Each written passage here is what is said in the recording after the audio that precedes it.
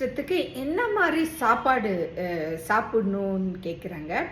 நம்ம nervous system வந்து நம்ம ஹெல்த்தியாக வச்சுக்கணுன்னா ஃபஸ்ட்டு நல்லா டீப் ப்ரீத் பண்ணணும். ஏன்னா நம்ம ப்ரீதிங் எக்ஸசைஸ் பிராணாயாமாஸ் எல்லாம் செய்யும்போது நம்ம நர்வஸ் சிஸ்டத்துக்கு குட் ஆக்சிஜன் சப்ளை கிடைக்குது. ஆக்சிஜன் இருந்தாலே புத்துணர்ச்சி தான் இல்லைங்களா.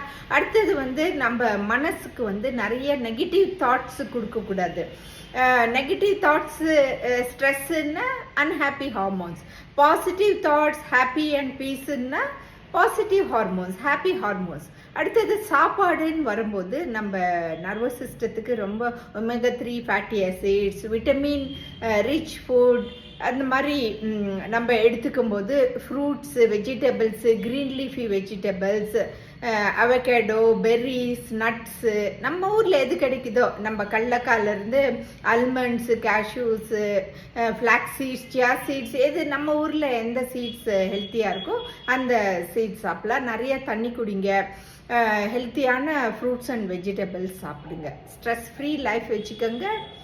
Happy hormones and good oxygen supply keeps your nervous system healthy. Thank you, friends.